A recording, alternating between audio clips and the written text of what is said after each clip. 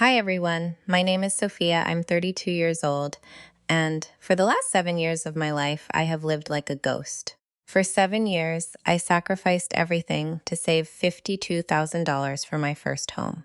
But 3 months ago, I stood frozen outside my mom's kitchen and heard her promise every single cent of it to my brother Ethan. She didn't even ask me. To her, my entire future was just a convenient safety net for her favorite child.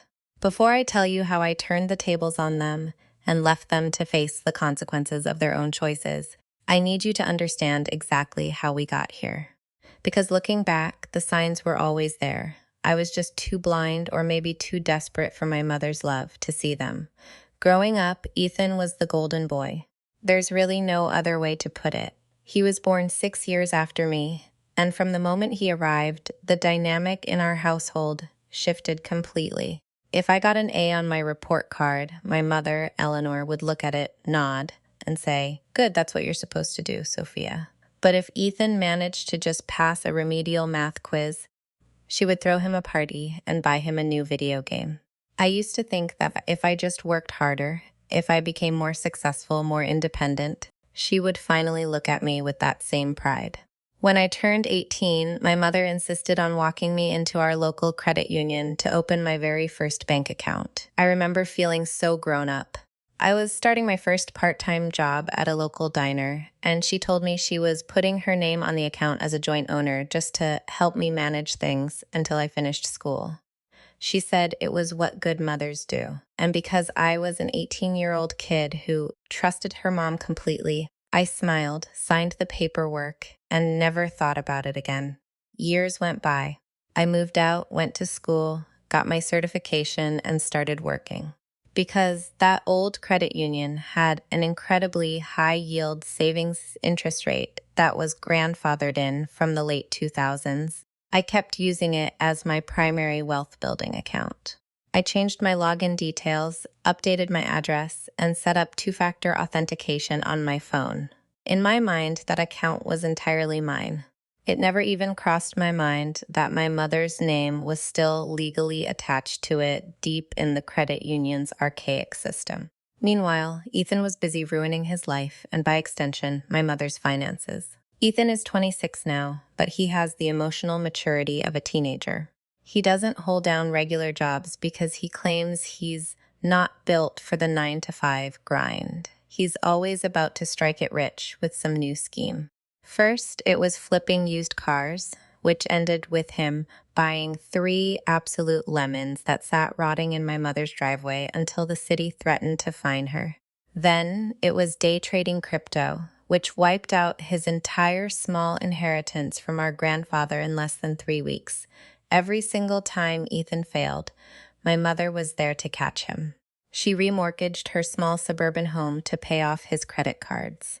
She dipped into her retirement fund to buy him a brand new truck because he claimed he needed it to look respectable for a real estate job he quit after 2 weeks. I remember sitting at her kitchen table 2 years ago, watching her stress over her rising utility bills, and I gently suggested that maybe Ethan needed to feel the sting of his own failures. My mother had looked at me with a coldness that cut straight to my bones. "You don't understand what it's like to have a mother's heart, Sophia," she had whispered, her voice dripping with judgment. "You've always been cold. You've always been independent. You don't need anyone. But Ethan is sensitive. He needs support. Family doesn't turn their backs on each other." That was her favorite phrase. Family doesn't turn their backs on each other.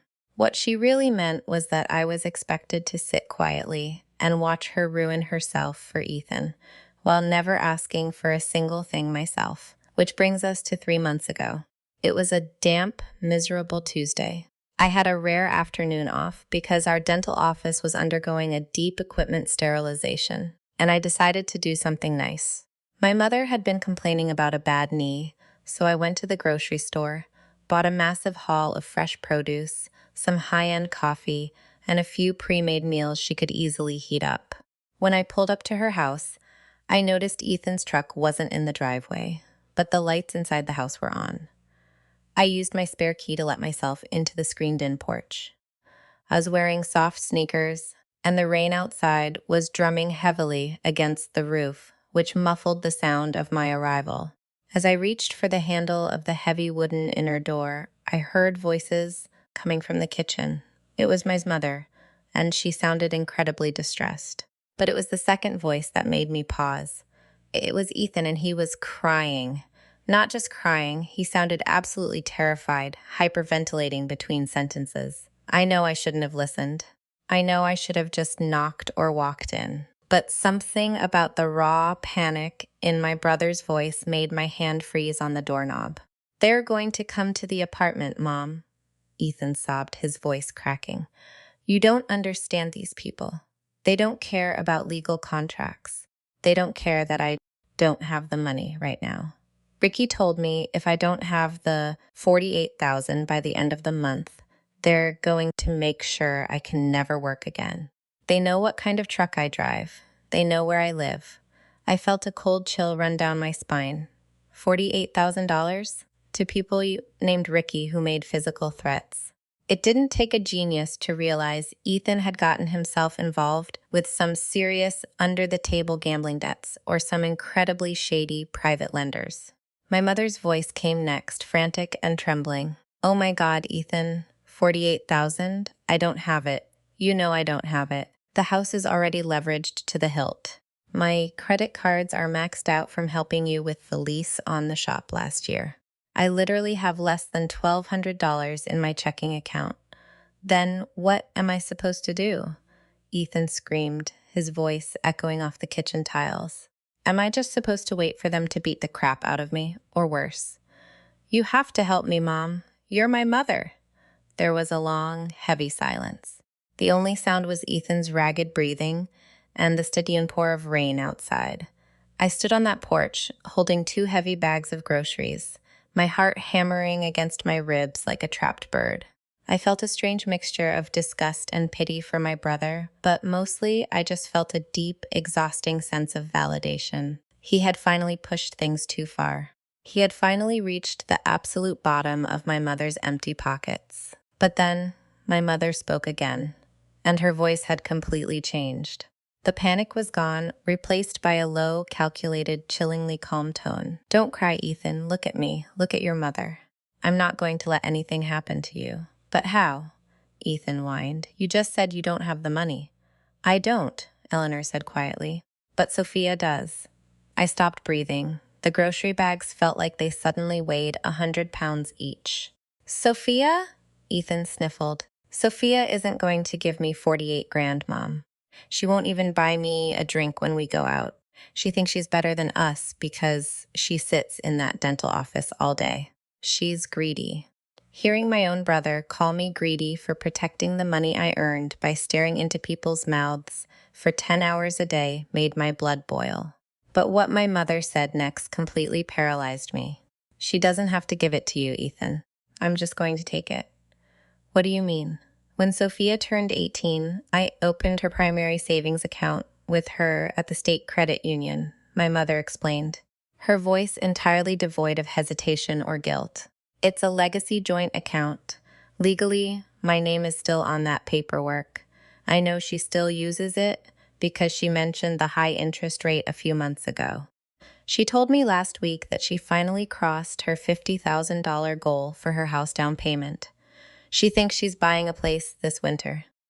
Eleanor let out a soft, humorless laugh. "A house can wait. Your safety cannot. I will drive down to the main branch tomorrow morning. Because I am a joint owner, I can legally withdraw or transfer the funds without her signature. I'll move $48,000 into my own account, and then I'll wire it directly to your lenders. Sophia won't even notice until she checks her app, and by then, the debt will be paid, you'll be safe, and we can just tell her it was a bank error or a loan we intend to pay back eventually." Is that legal?" Ethan asked, his voice suddenly sounding a lot less terrified and a lot more intrigued. "The bank allows it," my mother said firmly. "Joint is joint. What's mine is hers, and what's hers is mine. She's my daughter, Ethan. She owes this family. She has lived rent-free in her own world while we've been drowning. It's time she contributed." I don't remember walking away from the door. I just remember suddenly being back in my car, the engine idling, the windshield wipers slapping back and forth with a rhythmic, deafening screech. The 2 bags of groceries were sitting on the passenger seat. My hands were shaking so violently against the steering wheel that my knuckles were completely white. My own mother, the woman who gave birth to me, the woman who watched me live off instant noodles and sleep on a mattress on the floor for years so I could save that money. She was going to walk into a bank and wipe out my entire life's work with a stroke of a pen, all to bail out a 26-year-old child who had never worked a hard day in his life. And the absolute coldness of her strategy, calling me greedy, saying I out this family, planning to lie to me and call it a bank error just to buy Ethan time. It was a level of emotional betrayal that I didn't even know how to process. Honestly, if you're listening to this right now, let me know in the comments. What would you have done in that exact moment?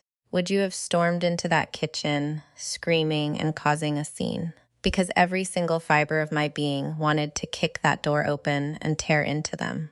But as I sat there in my damp car, staring at the rain, a strange, icy clarity washed over me. If I stormed in there right now, what would happen?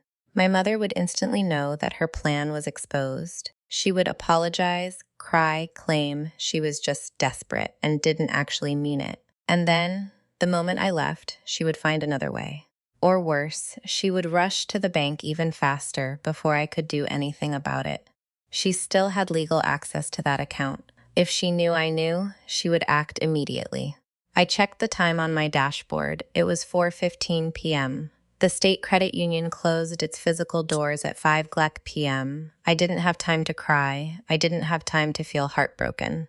I needed to protect my life. I threw the car into reverse, backed out of her driveway as quietly as possible, and slammed my foot onto the gas pedal. The main branch of the credit union was 20 minutes away through heavy afternoon traffic. As I drove, my mind was racing. I tried to log into my banking app on my phone using voice commands, staring at the screen at a red light. My balance was there, $52,410.18. It was still safe. My mother hadn't gone today. She had said she would go tomorrow morning. I pulled into the credit union parking lot at 4:38 p.m. The rain was pouring down harder now, soaking through my jacket as I ran toward the glass doors. I practically burst into the lobby, panting, my hair plastered to my forehead. The bank was quiet, smelling of clean carpet and stale coffee. A young teller behind the counter, a guy named Marcus, based on his name tag, looked up with a polite, slightly tired smile. "Hi there, welcome to State Credit Union. How can I help you today?" "I need to withdraw all my money," I gasped out, my voice trembling despite my best efforts to sound calm. "Everything. In a cashier's check. Right now." Marcus blinked, his smile faltering slightly. "Okay, let's take a look. Can I get your debit card and a photo ID?" I handed them over with hands that wouldn't stop shaking. He swiped the card, typed heavily on his keyboard for a moment, and then paused. He looked at the screen, then looked back up at me. "All right, Miss Carter, I see your savings account here. The balance is $52,410. Just so you know, for a cashier's check of this amount, I need to verify a few details. And I do see this is a joint account with an Eleanor Carter. Is she present with you today?" My heart stopped. Hearing her name out loud in that quiet bank made it feel horribly real. "No," I said, my voice dropping to a fierce, quiet whisper. "She isn't here, and she doesn't know I'm doing this. I want her name off the account. Or I want to close it entirely and move the money into an account that is solely in my name." Marcus looked uncomfortable. He shifted in his chair and lowered his voice too. "I understand, Miss Carter, but according to our strict policy for legacy joint accounts, to completely remove a joint owner, both parties must be physically present to sign the waiver. Or the account must be closed entirely, which requires a 3-day processing hold for high balance verifications if one party is absent." A 3-day hold? I felt a surge of pure panic. "No, you don't understand. She is going to come in here tomorrow morning to take $48,000 out of this account. I did not put that money in there for her. Every single cent is from my direct deposits from my employer. Look at the history. Marcus typed again, his face softening with a bit of genuine sympathy. I can see that, Ms. Carter. All the deposits are from your dental practice. Your mother hasn't touched this account in over 12 years. But legally, under the terms of the account agreement signed in 2012, she has full withdrawal rights. If she comes in with her ID, I legally cannot refuse her the funds if they are available in this account. I felt like the room was spinning. The system was rigged against me because of a signature I wrote when I was a teenager. So what can I do? I begged, leaning over the counter. There has to be a way. I can't let her take it. Marcus looked around the empty lobby, then leaned in a little closer. Here's what we can do today. I can't remove her from this account without her here, and I can't close it instantly without the hold. But as a joint owner yourself, you have the right to transfer funds. I can open a brand new, completely separate savings account right now, solely under your name and your social security number. Then we can perform an internal transfer of $52,000 from the old account into the new one. The old account will remain open with a balance of just $400. I stared at him, a massive wave of relief washing over me. Can we do that right now?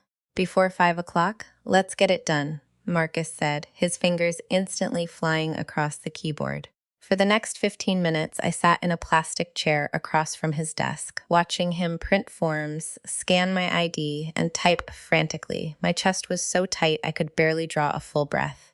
Every time the bank's front doors opened, I jumped, terrified that my mother had changed her mind and decided to come before closing. At exactly 4:56 p.m., Marcus handed me a fresh, crisp piece of paper. It was a receipt for my new account. It's done, Ms. Carter, he said with a quiet, reassuring smile.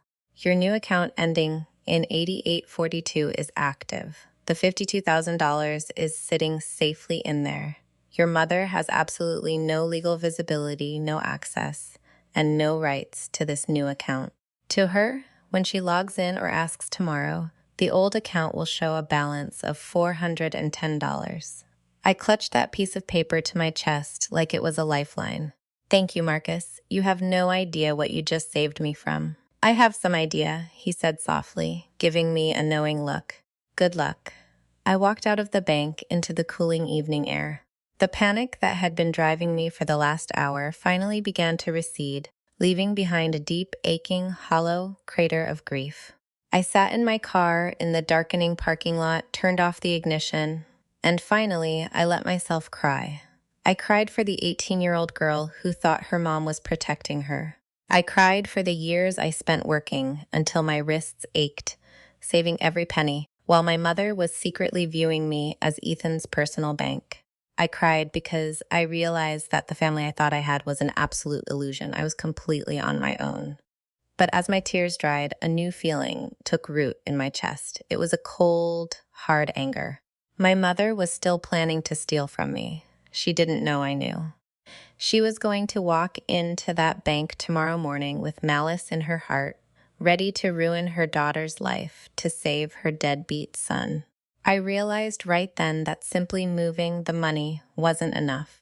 If I just blocked her, she would realize she was caught, and then the emotional manipulation, the guilt tripping, and the family warfare would begin immediately. She would corner me, cry, and demand I give Ethan the money anyway, because he's going to get hurt. I needed to see it through. I needed to let her walk into that trap.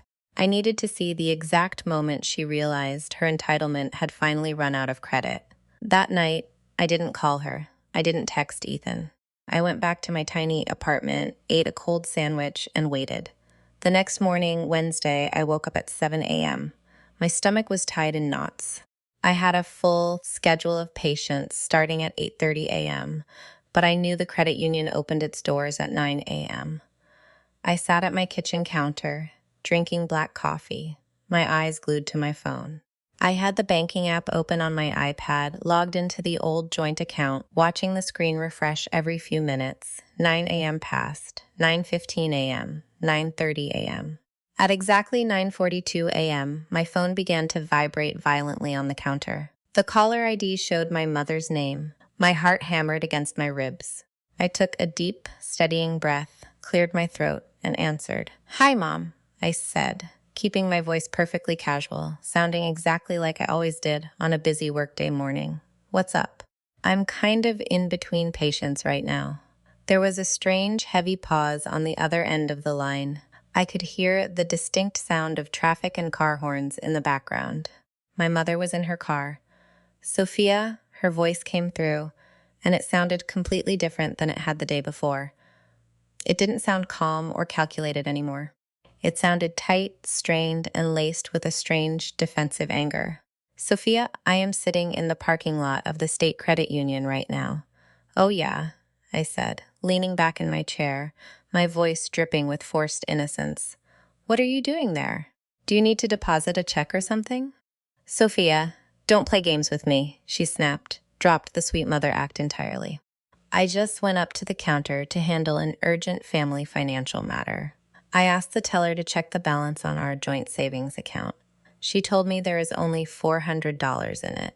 Where is your money, Sophia?" I let out a soft, airy little laugh, the kind of laugh that I knew would absolutely infuriate her.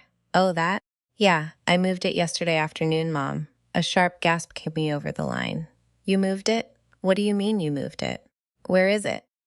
"I moved it into a private high-yield account that is entirely in my own name," I said, my voice turning completely cold, losing every single ounce of warmth. "An account that you have absolutely no access to." "How dare you?" Eleanor suddenly shrieked into the phone, her voice so loud it cracked through the speaker. "How dare you do something like that without consulting me? That is a joint account. We are supposed to make decisions together." "Really?" I asked, my voice deadly quiet. "Decisions together? Like the decision you made yesterday at 4 o'clock in your kitchen when you told Ethan you were going to drive down here this morning and steal $48,000 from me to pay off his shady gambling debts." The phone went completely dead silent. The only sound was the distant hum of traffic on her end. I could practically hear her brain short-circuiting through the wireless signal. She had no idea I had been on that porch. She thought she was executing a perfect secret heist, and suddenly she had been caught completely red-handed. You were at the house?" she whispered, her voice suddenly trembling. "I was on the porch, Mom. I was holding a bag of groceries for you because your knee was hurting. I stood there and I listened to you call me greedy. I listened to you say that my life savings didn't matter, that my house didn't matter, and that you were just going to take it because family doesn't turn their backs on each other. So let me ask you, were you planning on consulting me before you wiped out my account? Were you planning on making that decision together?" "Sophia, you don't understand," she began to stammer, her voice instantly shifting into that high-pitched, desperate whine she always used when she was caught in a lie. "Ethan's life is in danger. These people are monsters. They threatened him. I was desperate. A mother does crazy things when her child is threatened. You have to understand." "I understand completely," I said. "I understand that Ethan made a choice to run up a $48,000 debt. And instead of making him face the consequences, you decided to ruin my life to save his. But it didn't work. The money is gone, Mom. It's safe from you. And you are never, ever going to touch a single penny of it." "Sophia, please." She started to cry now, heavy, theatrical sobs flooding through the phone. "You can't do this. He needs that money by Friday. If he doesn't pay them, they're going to hurt him. You have over $50,000. You can buy a house next year, or the year after that. Your brother only has one life. Are you really that cold?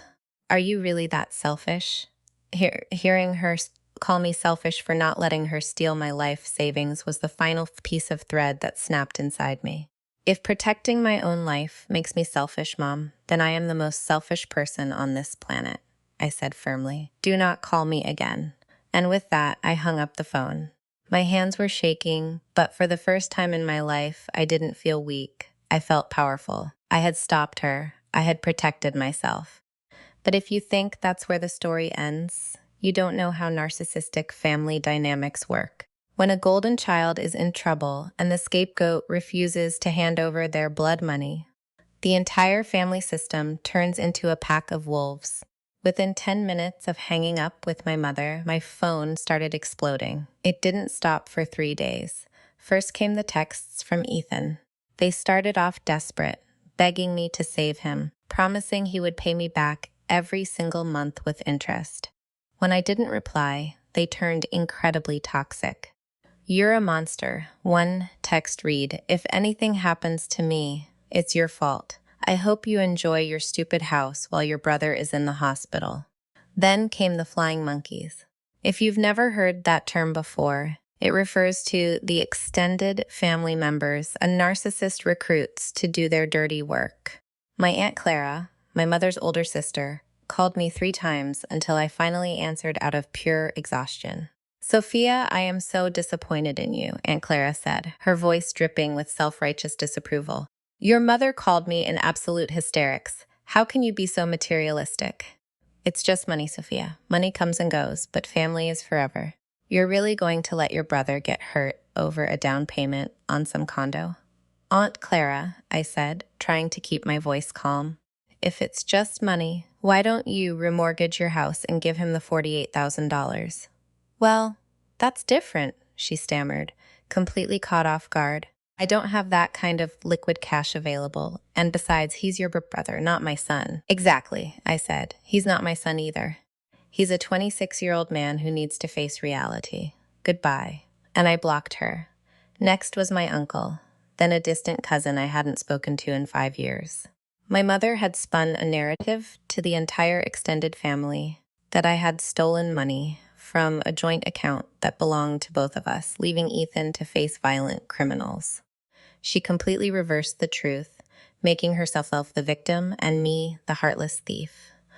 By Friday afternoon, the stress was starting to take a physical toll on me.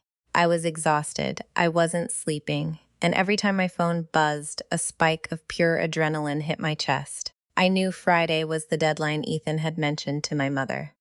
I stayed in my apartment that night, locking the deadbolt, feeling a strange, lingering paranoia. Part of me was terrified that Ethan or some of his shady lenders would show up at my door. They didn't know where I lived. I had moved to my new studio apartment 6 months ago and intentionally kept the address private from my family because I wanted my own space. But the fear was still there. At 8:30 p.m., my mother called me again. This time, she didn't call from her regular number. She called from a blocked ID. I answered it, thinking it might be a patient emergency from the dental practice. "Sophia," her voice was completely dead, hollow, and utterly chilling. "He's gone." My heart dropped into my stomach. "What do you mean he's gone?" "The deadline passed at 8 o'clock, she whispered, her voice trembling with a dark, bitter rage. "Ethan went to meet them to beg for an extension. They didn't give it to him. They beat him, Sophia. They threw him out of a moving car in an alley behind a convenience store. He's in the emergency room right now. He has 2 broken ribs, a fractured wrist, and his face is completely unrecognizable." I sat down hard on my sofa, the air rushing out of my lungs. A wave of intense guilt washed over me, heavy and suffocating. My brother was in the hospital. He had actually been hurt. For a split second, I wondered if I really was the monster they all said I was. If I had just given them the money, he would be safe in his bed right now. But then, my mother spoke again, and the illusion shattered completely.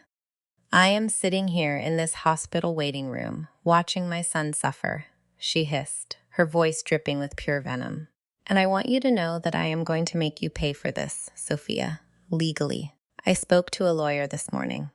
Because my name was on that account, half of that $52,000 legally belonged to me. You performed an unauthorized transfer of joint funds. That is civil theft. We are suing you for $26,000, and I am going to use every single dime of it to pay off the rest of his debt and make sure you never see comfort again. You think you're so smart? See you in court, you selfish bitch." She slammed the phone down. I sat in the dark of my apartment, staring at the blank screen of my phone. The room felt incredibly cold. She was suing me. My own mother was suing me for civil theft, claiming that half of my hard-earned savings belonged to her because of an old signature from a decade ago. Honestly, I broke down completely that night. I sobbed until my throat was raw. I felt so incredibly defeated. No matter what I did, no matter how hard I worked, they were always there, trying to drag me down into the mud with them. They wouldn't let me be free. The next morning, I knew I couldn't handle this alone anymore. I needed professional help. I spent hours searching online for a highly rated estate and financial dispute lawyer in my area. I found a woman named Karen Vance, who specialized in high-conflict family property disputes. I called her emergency weekend line and managed to book an urgent consultation for Monday morning. When Monday came, I walked into Karen's sleek, sunlit office downtown. I looked like a ghost. I had dark circles under my eyes, and my clothes felt loose because I hadn't been able to eat. I laid out everything on her glass conference table. I gave her the printouts of my savings history, the documentation from my employer showing my direct deposits for 7 straight years, the receipt from Marcus showing the internal transfer, and a detailed timeline of the overheard conversation and the subsequent text messages. Karen sat quietly, reviewing the paperwork, her reading glasses perched on the edge of her nose. She didn't say a word for a long, agonizing 10 minutes. Finally, she took off her glasses, looked straight at me, and smiled a very sharp, very dangerous smile. "Mrs. Carter," Karen said, her voice incredibly calm and confident. "Your mother's lawyer is either completely incompetent, or more likely, your mother hasn't actually hired a lawyer yet and is just trying to terrify you into settling." I blinked, a sudden spark of hope igniting in my chest. "What do you mean?" "It is true that on a standard joint account, either party has the right to withdraw funds," Karen explained, leaning forward. "That is why you were legally allowed to move the $52,000 out of her reach. Marcus did an excellent job protecting you. However, when it comes to a civil lawsuit for the ownership of those funds, the courts look at the source of the capital. This isn't a marital asset. This is a parental joint account opened when you were a minor for convenience." She tapped her finger against my direct deposit logs. "Every single dollar in this account came from your labor. Your mother has contributed exactly $0 to this fund in 12 years. In the eyes of the law, these funds belong entirely to you. If she attempts to sue you for civil theft, it will be thrown out of court before it even hits a judge's desk. In fact, her filing a lawsuit would be the best thing that could happen to us." "Why?" I asked, completely bewildered. "Because," Karen said, her eyes gleaming with a predatory legal focus, "to sue you, she would have to admit under oath, on the public record, that she attempted to access your funds without your consent to pay off an illegal or unregistered private debt for your brother. And that opens up an entirely different door, a door where we can go on the offensive." Karen leaned back in her leather chair and crossed her arms. "Tell me, Sophia, are you ready to stop playing defense? Because if you want to ensure your mother and brother never bother you again, we can set a trap that will legally tie them in knots for the next 5 years." I looked at Karen.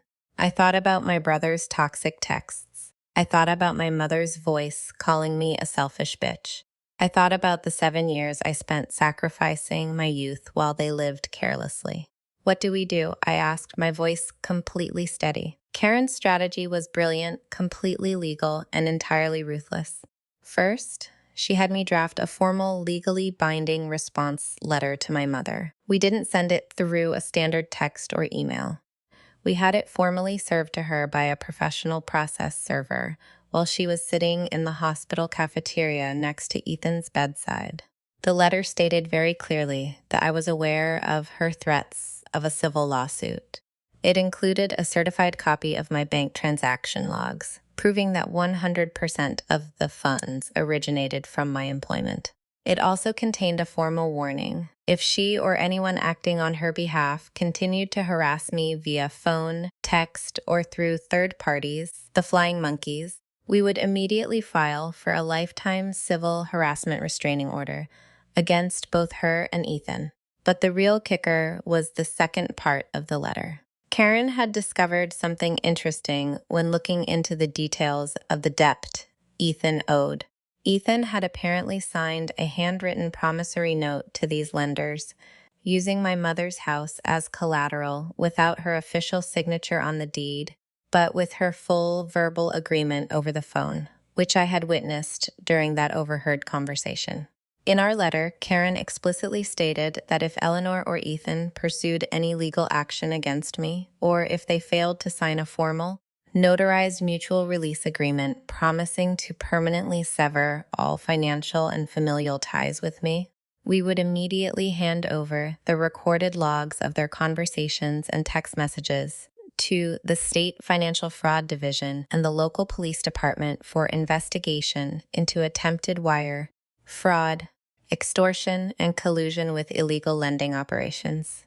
We gave them exactly 48 hours to sign the release agreement.